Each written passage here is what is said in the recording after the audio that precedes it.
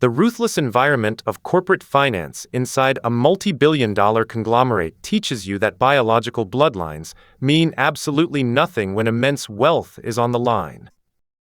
My name is Marcus Vance, and I am 36 years old, holding the position of Chief Financial Auditor at the global headquarters of Vance International in London. One quiet Friday evening, while running a routine forensic sweep across our offshore investment portfolios, I discovered a massive hidden ledger. The encrypted cloud files revealed that over $85 million of corporate liquid reserves had been systematically drained into an untraceable shell company in the Cayman Islands. My heart skipped a beat when I traced the master digital signatures, because the executive who authorized the entire fraudulent transfer was my younger brother, Julian Vance. Julian was the spoiled golden child of the family whose massive trading losses and luxury lifestyle overspends were always covered up by our biased parents. I knew that exposing this massive corporate embezzlement would launch a brutal war within the dynasty, but my professional ethics demanded immediate action. I locked my office door in the London skyscraper and downloaded the complete transaction history onto a secure encrypted flash drive before our corporate IT department could notice the unusual data spike. The hook dropped early Saturday morning when my father called an emergency family meeting at our private estate in Surrey instead of discussing the matter at the boardroom table. As I walked into the grand dining room, my father looked at me with cold fury, while Julian sat next to him looking completely relaxed and smug. Before I could even present the evidence of the missing $85 million, my father threw a termination contract on the table and accused me of insider trading. The first massive twist hit me when my own mother stepped forward with a fabricated bank statement showing that the offshore account in the Cayman Islands was registered under my private name and social security number. I realized in that horrifying moment that my entire family had set a brilliant trap to protect their favorite son by making me the ultimate corporate scapegoat. Security guards escorted me out of the family estate into the pouring British rain, without my phone, my laptop, or access to my corporate bank accounts, which had already been frozen by the company legal team. I stood on the empty street realizing that my years of absolute loyalty to Vance International meant absolutely nothing to the people who gave me life. Instead of breaking down under the pressure, I walked into a crowded subway station and boarded a late-night train heading to Paris, using a hidden emergency credit card they did not know about. As the train crossed the English Channel, I opened my personal bag and discovered that someone had slipped a burner phone into my coat pocket while I was being escorted out of the estate. The burner phone suddenly vibrated with a text message from an unlisted number containing a digital address to a secret warehouse located in the industrial district of Paris. The text message told me to arrive alone at midnight if I wanted to find the real key to destroying Julian's perfect corporate reputation and reclaiming my stolen life. I arrived at the dark, foggy Parisian warehouse and pushed the heavy metal door open, only to find myself surrounded by wall-to-wall servers and high-tech monitoring screens. A woman stepped out of the shadows and revealed herself to be Sophia Vance, the estranged sister who had been completely exiled from our family 10 years ago for uncovering a similar financial fraud. The shocking twist came when Sophia pointed to a giant live monitor showing that the $85 million was currently being transferred from the Cayman Islands straight into a Swiss bank account owned by our chief rival. Sophia explained that Julian was not just stealing money to fund his luxury lifestyle, but was actually working secretly with the head of a powerful French conglomerate to bankrupt Vance International from within. If the transfer finalized during the upcoming European market opening on Monday morning, our family company would completely collapse and our rival would launch a hostile takeover. I looked at the master ledger on Sophia's screens and realized that we had exactly 24 hours to intercept the digital validation codes before they reached the Zurich bank servers. We needed a physical access token that was currently locked inside Julian's luxury penthouse apartment overlooking the Eiffel Tower in Paris. Just as we prepared our breach plan, the warehouse alarm screamed, and the main entrance was slammed open by a team of private corporate mercenaries hired by my father to eliminate us both. The sound of shattering glass echoed through the Parisian warehouse as Sophia grabbed a tactical hard drive and pushed me toward a hidden emergency exit behind the server racks.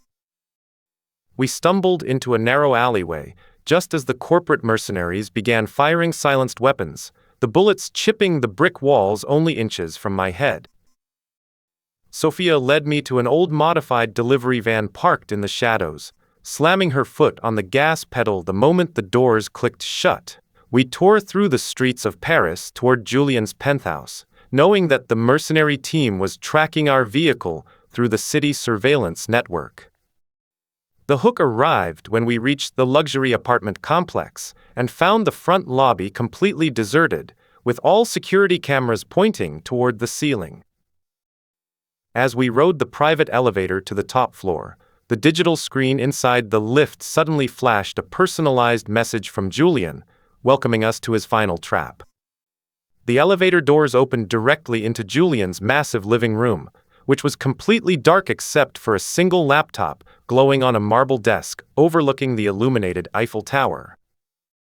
I walked cautiously toward the desk while Sophia kept watch at the entrance, her hand resting on a compact stun gun she had taken from the van. The screen showed a real-time countdown of the Swiss banking transfer, with less than 12 hours remaining before Vance International was completely erased from the market. The first massive twist of the night occurred when I reached for the physical access token on the desk, and a loud click signaled that the floor pressure plates had been armed. Julian stepped out of the master bedroom wearing an expensive tailored suit, holding a remote detonator and smiling as he informed us that the police were already outside responding to a silent alarm for an armed robbery. Julian explained that he had already scrubbed all evidence of his own involvement from the main server, leaving only a digital trail that framed me and Sophia for a multi-million-dollar extortion plot. The police sirens began to wail in the streets below, their red and blue lights reflecting off the glass windows of the luxury penthouse. Julian dropped the remote detonator onto the floor, knowing that if I stepped off the pressure plate to grab it, the entire security system would lock down and trap us for the authorities. Sophia suddenly threw her tactical backpack directly at Julian's face, distracting him long enough for her to dive across the room and slide a heavy metal book under my shoe to maintain the pressure. I leaped forward, grabbing the physical access token from the desk, just as the heavy steel security doors of the penthouse began to slam shut. We squeezed through the closing gap of the security doors, just as the French police elite tactical unit breached the main elevator lobby with their weapons drawn. We raced down the emergency concrete stairwell, hearing the heavy combat boots of the officers echoing from the floors above us as they discovered Julian alone in the penthouse.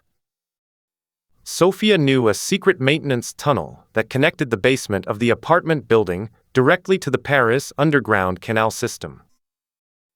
We splashed through the dark wet tunnels for nearly an hour, the cold water soaking our clothes, while I kept the precious hardware token pressed tightly against my chest.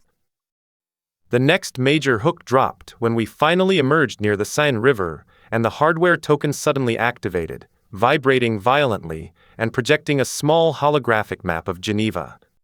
The map displayed a specific private bank vault inside the financial district of Geneva, Switzerland, indicating that the final clearance code was not digital but a physical key hidden in a secure deposit box. Julian had created a dual authentication system, meaning the money could not move to our French rival without this physical key being inserted into the Swiss server terminal. We knew that traveling across the border by train or plane was impossible, because our names and faces were now plastered across every European border control monitor as high-risk fugitives. Sophia contacted an old contact from her days in exile, a rogue helicopter pilot who operated a private transport service out of a small rural airfield near the French border town of Annemasse. We drove through the remaining hours of the night in a stolen sedan, watching the sunrise over the French countryside, while the radio broadcasted news of our international manhunt. We arrived at the secluded airfield just as a thick morning fog rolled over the runway, providing the perfect cover for an illegal border crossing into Switzerland. The pilot, an old gray-haired man named Victor, demanded €500,000 to fly us into Geneva airspace without a registered flight plan. I showed him the hardware token and promised him that once we regained control of Vance International, his bank account would be filled with 10 times that amount. Victor looked at Sophia, nodded slowly, and told us to get into the back of the small utility helicopter before the military radar stations picked up our position. The twist arrived mid-flight when the control panel began to beep furiously and Victor announced that a private corporate jet owned by Vance International was flying directly toward our trajectory. My father's voice came through the helicopter's radio system, cold and unyielding, demanding that we order Victor to land the aircraft at the nearest runway or face immediate destruction. My father revealed that he had bought the aviation company that controlled the regional radar, meaning there was no place in the European sky where we could hide from his influence. He told me that Julian was the chosen successor of the Vance dynasty, and he would rather see me dead in a helicopter crash than allow me to ruin the family empire. Sophia grabbed the radio headset from my hand and told our father that his greed had blinded him to the fact that Julian was selling the company to his worst enemy. Before our father could respond, Victor pulled the helicopter into a steep, dangerous dive, plunging directly into the thick fog of the Swiss mountain valleys to break the radar lock. The helicopter dropped low over the surface of Lake Geneva, skimming the water at incredible speeds before landing safely on a private dock owned by one of Sophia's wealthy allies. We jumped out of the aircraft with our briefcases, thanking Victor as he took off again to distract any corporate trackers who were still searching the skies. We blended into the crowd of wealthy tourists walking along the Geneva lakeside, moving quickly toward the private banking district where the vault was located. The hook happened when we entered the grand marble lobby of the Swiss bank and realized that the entire building was under a state of total lockdown. The security guard informed us that the managing director of the bank had just received an emergency court order from London to seize all assets related to the Vance family. I realized that Julian had used my father's legal team to freeze the bank vault from across the English Channel, preventing anyone from accessing the physical key before Monday morning. Sophia used her advanced security credentials to bypass the front desk, guiding me toward a private elevator that led to the underground vault levels where the high-security boxes were kept. As we descended into the basement, the power suddenly cut out, plunging the entire underground complex into absolute darkness and trapping us inside the elevator cabin. The emergency speakers inside the elevator crackled to life, and instead of the bank's security team, Julianne's voice echoed through the small space. The twist was devastating because Julianne was not in Brussels or Zurich. She was standing right outside our elevator shaft in Geneva, holding the master control override. Julianne explained that she had anticipated our move to Geneva the moment she realized the hardware token had been taken from Julian's Parisian penthouse. She told us that she had already negotiated her own private share of the $85 million with the French conglomerate, cutting my father and Julian out of the final deal completely. Julianne was the ultimate predator in this corporate jungle, using my brother's stupidity and my father's arrogance to secure total financial independence for herself. She offered to open the elevator doors and let us go free if I handed over the hardware token through the maintenance hatch in the ceiling.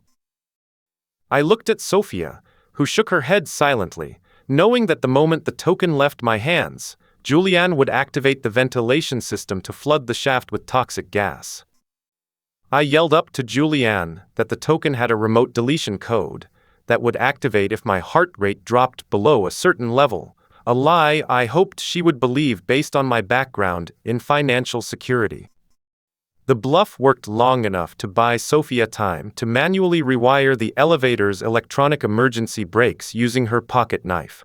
With a loud snap of sparks, the elevator car dropped rapidly for 2 floors before slamming into the heavy rubber springs at the very bottom of the shaft. The impact threw us to the floor, but the emergency exit doors popped open, allowing us to crawl out into the lowest level of the bank vault complex. We found ourselves inside a massive room filled with thousands of metallic safety deposit boxes, the silver walls reflecting the dim red emergency lights. I ran down the rows of boxes until I found number 987, matching the digital coordinates that were burned into the memory of the hardware token.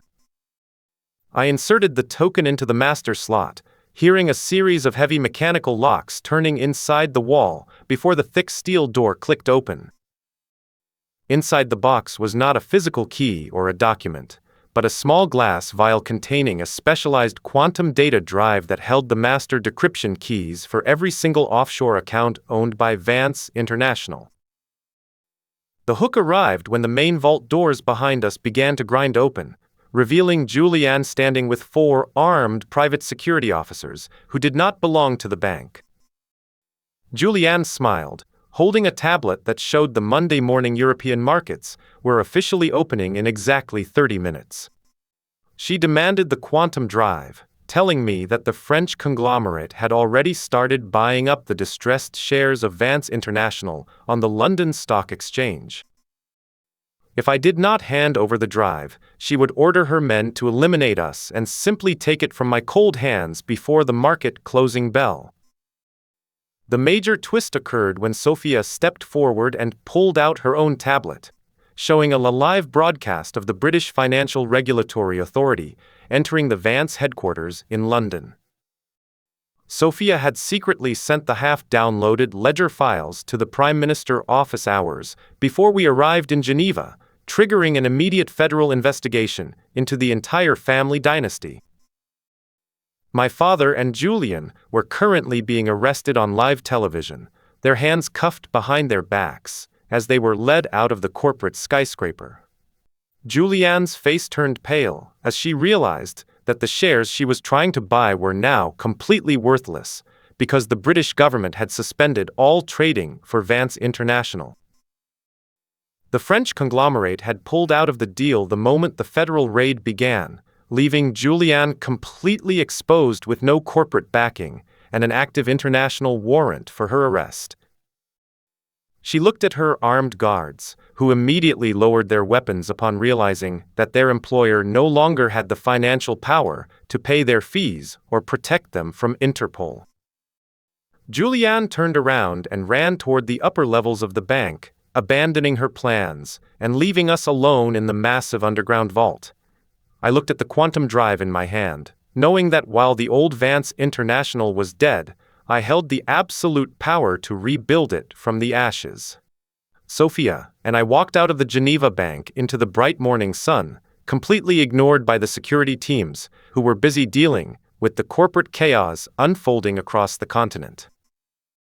We knew that our battle was only half won, because the hidden assets in the Cayman Islands were still floating in the digital ether, waiting for a master commander to claim them.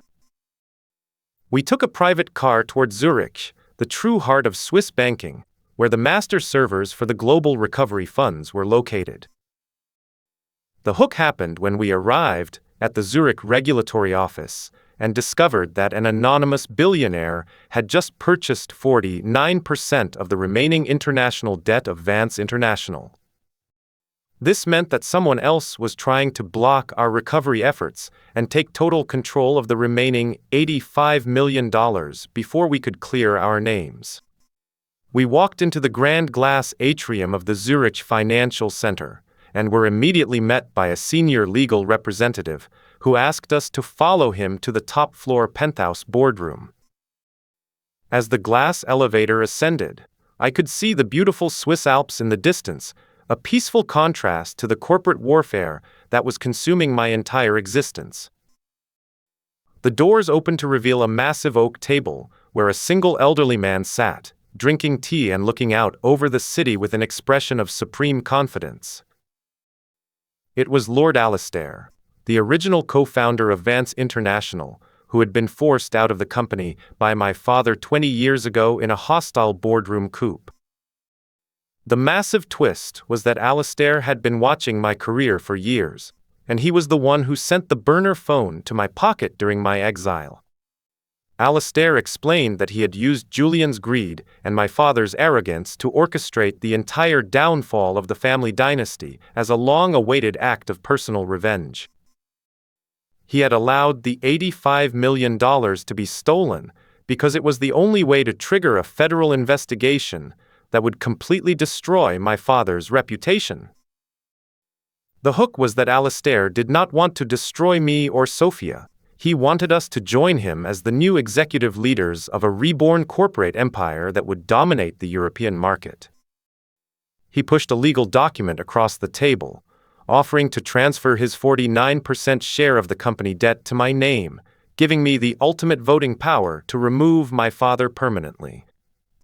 The twist came when Alastair conditionalized his offer, stating that I had to use the quantum drive to permanently delete all offshore funds, effectively wiping out my family personal wealth and leaving my parents completely bankrupt.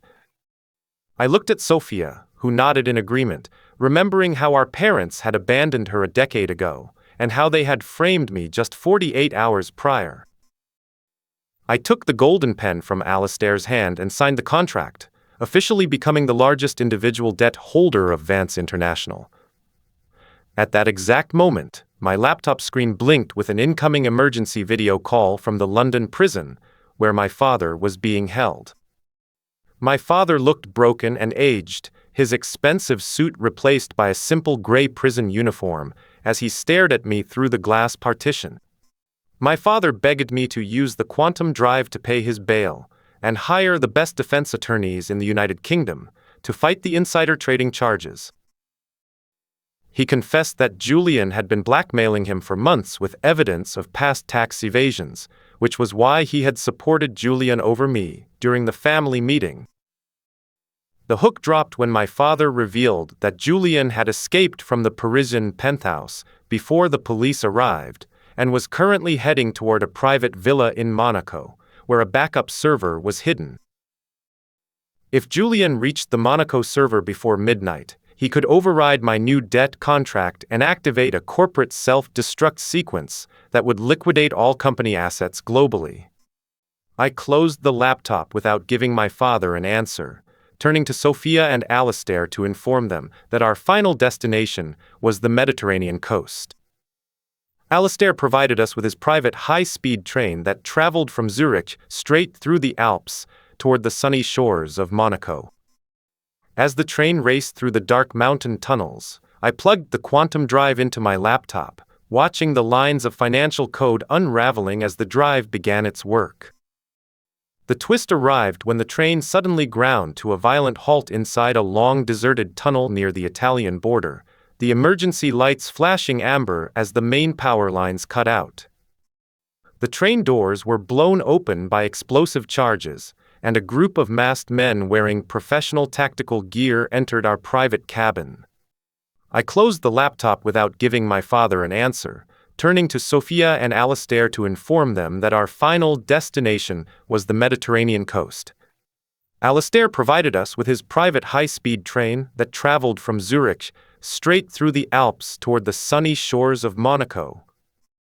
As the train raced through the dark mountain tunnels, I plugged the quantum drive into my laptop, watching the lines of financial code unraveling as the drive began its work. The twist arrived when the train suddenly ground to a violent halt inside a long deserted tunnel near the Italian border, the emergency lights flashing amber as the main power lines cut out. The train doors were blown open by explosive charges, and a group of masked men wearing professional tactical gear entered our private cabin. The masked men did not speak a word, moving with terrifying efficiency as they grabbed my laptop, and the quantum drive from the table before I could even stand up. Sophia tried to defend herself, but one of the men pushed her back onto the leather seats, pinning her down while the leader secured the drive in a specialized metal briefcase. The hook came when the leader of the tactical team removed his mask, revealing himself to be the chief of security for the French conglomerate that had supposedly abandoned Julian hours ago. He laughed, telling us that the corporate world never truly abandons a multi-million-dollar opportunity, and that the news of their withdrawal was just a media play to lower the stock prices even further. They left the train cabin and escaped on specialized rail motorbikes, leaving us trapped in the middle of the Alpine tunnel with no communication lines. Sophia pulled an emergency satellite tracker from her boot, revealing that she had planted a microtransmitter on the quantum drive housing before we left Zurich. The signal showed the mercenaries were moving rapidly south toward the coastline of Monaco, heading straight toward the luxury villa where Julian was waiting for them. We managed to manually release the train's manual brakes, allowing the heavy carriage to coast down the mountain tracks until we reached the nearest station on the Italian side. We rented a high-powered sports car from a local contact, tearing along the dangerous cliff roads of the Italian Riviera as the sun began to set over the Mediterranean Sea. The twist happened when we crossed into Monaco and found the luxury villa completely surrounded by international media vans and local police units. The French conglomerate had played a double game, tipping off the Monaco police that an international fugitive named Julian Vance was hiding inside the villa with stolen corporate data. They wanted the police to raid the villa and seize the drive, knowing that their legal team could easily claim the assets through a pre-arranged international bankruptcy court loophole. I realized that if the police took the quantum drive into evidence, the data would be locked away in federal vaults for years, destroying any chance of saving the remaining company assets. Sophia used her hacking skills to tap into the villa's automated security system, triggering the fire suppression sprinklers across the entire estate to create total confusion inside the house. As the thick water mist filled the villa, the police units delayed their entry, allowing me and Sophia to slip through a broken glass window into the main study room. We found Julian cornered by the French security chief, who was holding him at gunpoint near a hidden wall safe that contained the backup server terminal. Julian looked terrified, realizing that his wealthy corporate partners were nothing more than thieves who were ready to eliminate him the moment his usefulness ended. The hook came when Julian saw me and screamed for help, offering to testify against our father and the French conglomerate if I saved his life from the mercenary leader. I stepped into the light, holding the hardware token from Geneva, telling the security chief that the quantum drive was completely useless without the validation code inside my hand. The security chief turned his weapon toward me, smiling as he stated that he did not need the validation code, because his technicians had already created a brute force decryption program that would unlock the drive in 5 minutes. The ultimate twist arrived when the laptop screen on the desk suddenly turned bright red, displaying a massive system error message that read "Total data erasure initiated." Sophia had not just tracked the drive, she had programmed a digital virus into the microtransmitter that activated the moment the drive was plugged into any unauthorized server network. The $85 million in the Cayman Islands was not stolen or transferred. It was completely deleted from existence, vanished into the digital void, where no corporate entity could ever touch it again. The security chief stared at the screen, in absolute disbelief as his entire multi-million-dollar operation crumbled into worthless lines of dead code within seconds. Realizing there was nothing left to steal, he dropped his weapon and fled through the back gardens, just as the Monaco police smashed through the front doors of the villa. Julian fell to his knees, weeping over the loss of the fortune he had spent years trying to steal, while Sophia and I stood calmly with our hands raised as the officers entered the room. We were taken into custody for questioning, But within 2 hours, Alastair's high-priced international legal team arrived with the signed debt contracts from Zurich, proving that we were the legitimate owners of the company debt. The charges against me and Sophia were completely dropped because we had not stolen any money, and the deletion of the offshore accounts was viewed by the regulators as a legitimate corporate cleanup action.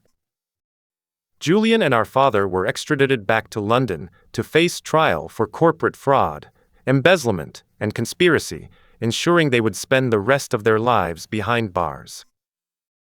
2 weeks later, I stood in the renovated top-floor boardroom of the London skyscraper, looking out over the city as the newly appointed Chief Executive Officer of Vance Global Holdings.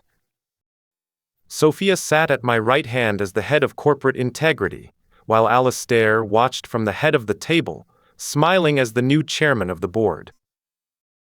The hook dropped when my assistant walked in and handed me a sealed envelope that had been delivered from an untraceable address in Switzerland. Inside the envelope was a single physical bank card made of pure black titanium, with an unlisted account number printed on the back and a small note written in elegant handwriting. The note simply said some assets never truly disappear, they just change ownership to those who deserve them more, signed with a single initial J. The twist made my blood run cold, because Julianne was the only person who used that specific signature style during our time together in London. I rushed to the terminal and entered the black card number into our secure auditing system, discovering that before the quantum drive deleted the $85 million, 50 million euros had been silently routed through an old dormant accounting loop that Alastair had created 20 years ago. The realization hit me that Lord Alastair and Julianne had been working together from the very beginning, using me and Sophia as weapons to clear out my father and Julian, while they secured a massive fortune for themselves. Alastair looked up from his seat, his smile fading into a cold, calculating expression, as he realized that I had just uncovered his final secret through the terminal. He did not deny it, standing up slowly and telling me that the corporate world belonged to those who could see 10 moves ahead on the global chessboard. He told me that I was now the CEO of a multi-billion-dollar company, and if I chose to expose him, the entire firm would collapse into immediate bankruptcy, destroying everything I had fought to rebuild. I stood there facing the man who had saved my life, only to realize he was the ultimate puppet master, who had engineered my entire family downfall for his own personal gain. Sophia looked at the data on the screen, her face hardening into an expression of absolute betrayal as she realized her trusted mentor was no better than our corrupt father. Instead of launching into an immediate argument, I looked Alastair directly in the eyes and told him that his time as the master of the Vance Dynasty was officially over. I used my new executive authority to instantly lock Alastair's access tokens to the main corporate grid, freezing his ability to move the 50 million euros out of the dormant Swiss account. The hook came when Alastair smiled and pulled out his phone, showing me that Julianne was currently sitting inside the London regulatory office, ready to hand over a second fabricated file that would frame me for the new transfer. Alastair told me that Julianne had spent the last 48 hours preparing a false digital trail that linked the 50 million euros directly to my personal offshore account, the exact same strategy my brother had used. If I did not unlock his access tokens within 3 minutes, Julianne would press the submit button, sending the fraudulent files straight to the federal prosecutors who were already monitoring the company. The twist happened when the door of our boardroom opened and Julianne walked in, not carrying a file or looking triumphant, but accompanied by 2 senior agents from the European Anti-Fraud Office. Julianne looked at Alastair with absolute disdain, revealing that she had turned state evidence against him hours ago in exchange for full immunity from prosecution. Julianne had realized that Alastair was planning to eliminate her the moment the money was secured, so she chose to align herself with the federal authorities to save her own skin. She had used the black titanium card as a deliberate signal to alert me to Alastair's hidden financial loop, knowing that my forensic auditing skills would immediately trace the connection back to him. The corporate agents stepped forward and presented Alastair with an arrest warrant for international money laundering, corporate espionage, and federal extortion spanning across 3 different European jurisdictions. Alastair's face turned completely white as the security guards led him away in handcuffs, his 20-year plan for total corporate dominance ending in complete and utter failure. Julianne stood alone with me and Sophia in the quiet boardroom, the silence between us heavy with the memories of our past relationship and the massive betrayals that had rewritten our lives. She looked at me, her eyes softening for a brief second, as she told me that her feelings during our 3 years together were the only real thing in her entire life of corporate deception. She handed me the master access keys to the dormant Swiss account, transferring the 50 million euros back into the legitimate operational funds of Vance Global Holdings to fully restore our market liquidity. The hook dropped when she turned around to leave, telling me that while she was free from prison, she could never return to London because Alastair's powerful corporate allies would be hunting her across the continent. Sophia looked at the restored financial statements on the screen, confirming that Vance Global Holdings was now completely clean, fully capitalized, and free from any corrupt family or outside influence. We had survived the ultimate corporate gauntlet, turning a family betrayal into a complete renewal of the empire, but the cost had been the total destruction of our family name. I walked out onto the balcony of the London skyscraper, the cool night wind clearing my mind as I looked down at the bright lights of the city below me. The final twist of the entire journey arrived when my phone vibrated with a private secure video message from an untraceable server located somewhere in the Mediterranean. I opened the video file to see a live feed of a beautiful private beach in Greece, where Julianne was sitting at an outdoor cafe, enjoying the warm sunset with a relaxed smile on her face. As the camera panned down, I noticed a small digital screen on her table showing that she had secretly duplicated the quantum drive codes before handing them over to the authorities, meaning she still held the master keys to a completely different hidden reserve of $30 million that no one else knew about. She raised her glass toward the camera as if she knew I was watching her from my cold London office, leaving me with the realization that in the high-stakes world of corporate drama, the game never truly ends. It just moves to a different, beautiful location with higher stakes and smarter players.